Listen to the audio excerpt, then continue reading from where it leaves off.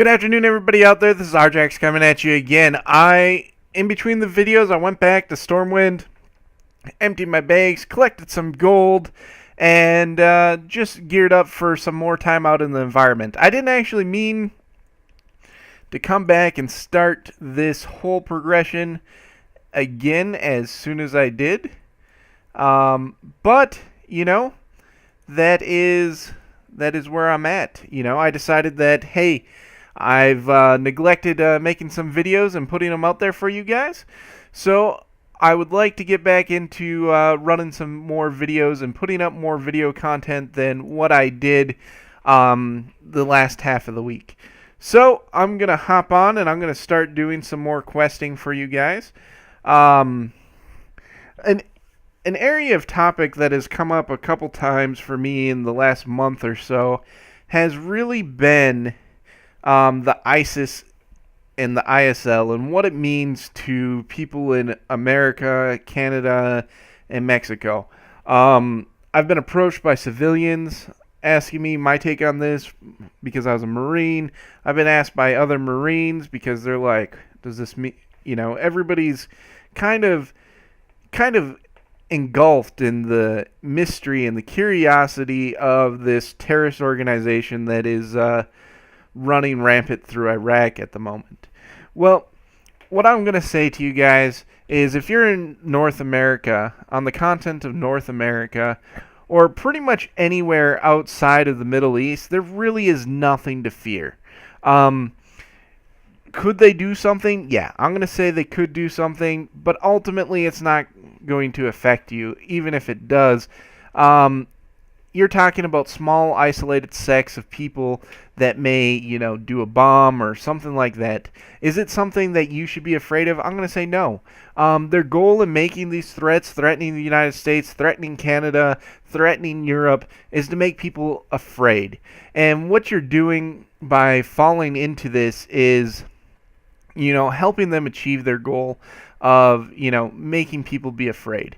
Now, my Marine friends, on the other hand, have a different perspective on this, and they're like, heck yeah, let these guys come here. Then we can, deal with these horrible human beings on our home turf, and once we're done, go to Taco Bell and grab a taco.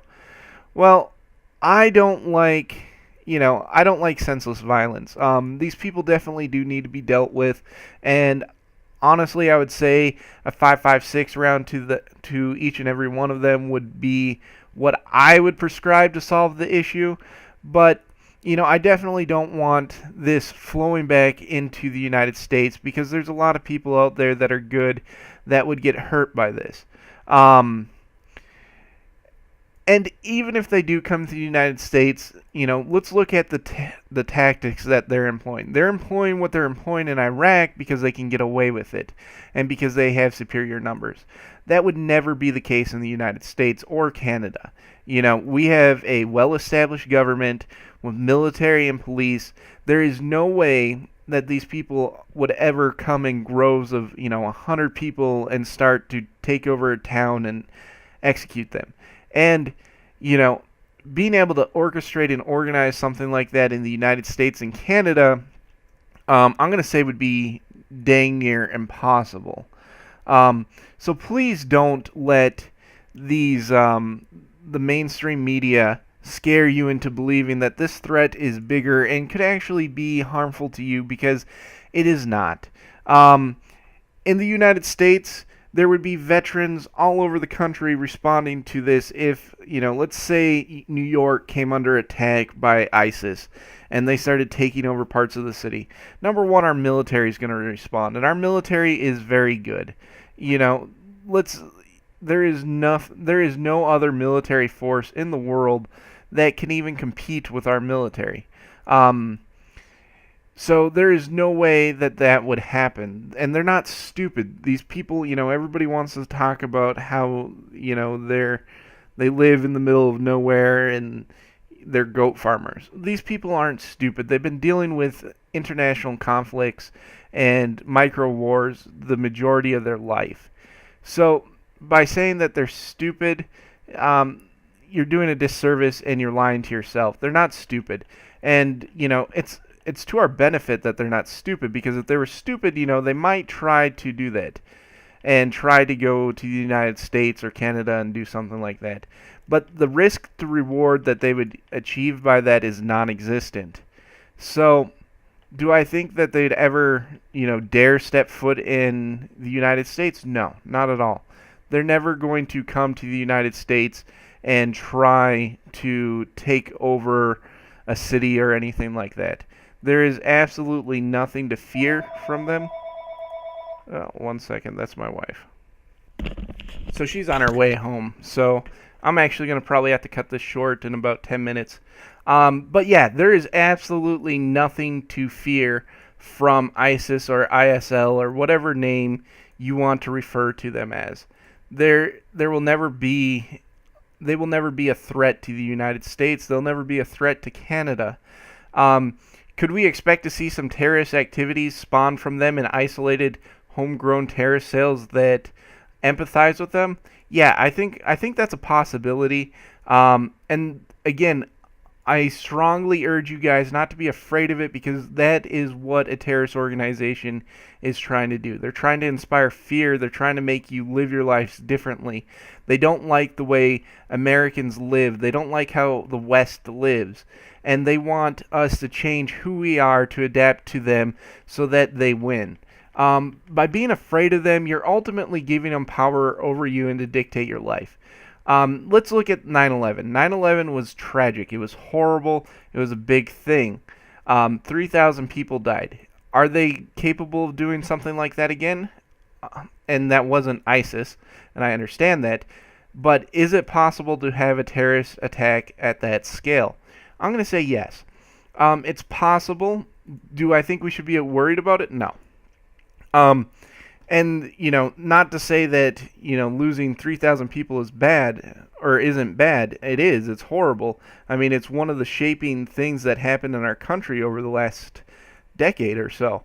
But, at the same time, 2,000 to 3,000 people in our entire country is what was lost. There's around 300 million people. The odds of you being directly affected by a terrorist event like that are so minuscule.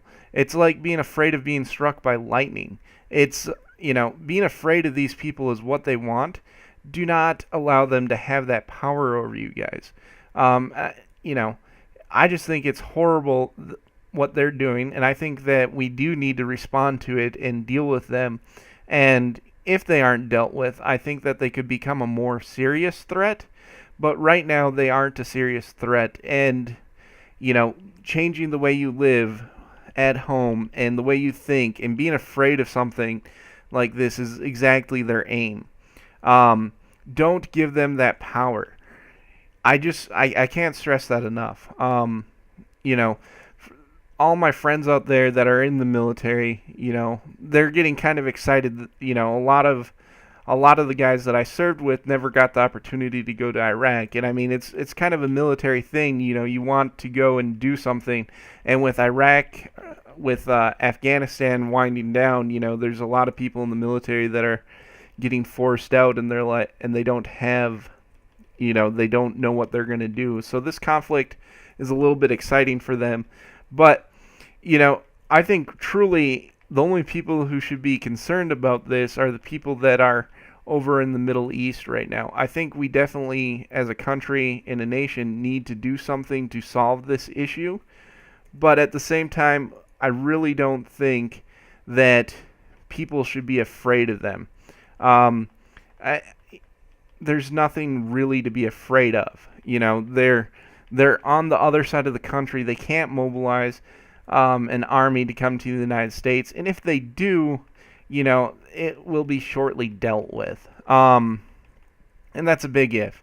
There's, you look through history, and look at Japan in World War II. They looked at the United States and they thought about invading us, and they decided quite quickly that that was a horrible idea because of the armament that our civilian population has. There's nothing that can, come in and hurt America as far as a ground army. Canada, you're bordering with America. There's nothing to be afraid of. If there is a terrorist attack, it's going to be small. It's going to be isolated. It's going to be like something like the Boston bombing. Is it going to be horrible? Absolutely, it's going to be horrible. But do not live your life in fear of a organization like that. I can't stress that enough.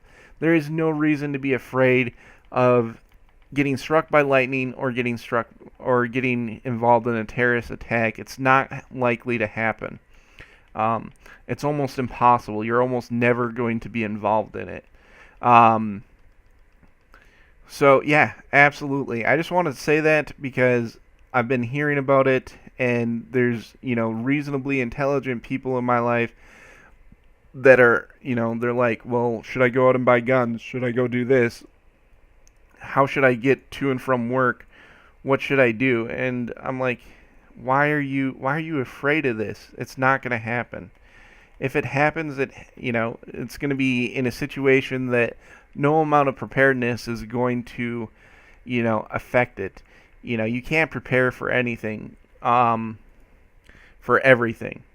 So, just be aware of that. Do not allow these people to scare you into changing your life. Do not be afraid to go to the supermarket. Go to the supermarket. Live your life the way that you want to live your life. And there's nothing that defeats terrorism more than not being afraid of them. All of these people, they're cowards. They're attacking unarmed people. They're in a part of the country, in a part of the world that has a destabilized military, destabilized government. That is not the case in the United States or Canada, so don't be afraid of it. I know this isn't typical World of Warcraft talk, but it's something that I've been thinking about for a while, and, absolutely, take precautions. Think about what you're doing. Think about situations you're getting yourself into in life. But, I'm saying that not as, be afraid of terrorism. I'm saying that, just be in the course of your life, don't drive 120 miles per hour. Don't walk down a dark alley in the middle of a crime-ridden city with thousands of dollars in your pockets. Don't become a victim. And you should be living your life that way anyways. And, that's all you need to do to protect yourself against these people. Not be afraid, and don't buy into the hype that the media is trying to portray that this is a major threat to the United States and Canada and Europe, because it's not. Our military has already crushed these people. If it comes down to it again, our military will crush them again. And that's not for you or I to decide if, when that's going to happen or if it happens. It's up to our elected officials. But obviously they don't think it's as big of a threat as it's being portrayed in the media, because if they thought it was that big of a threat, we would be doing something very proactive about it. But the issue that we face with fighting a terrorist organization in a guerrilla warfare situation is just that. It's guerrilla warfare.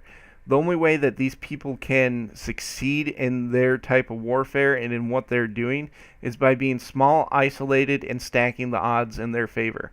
With that being said, they're never coming to the United States. They're never coming to Canada in any major capacity, because they don't fight like that.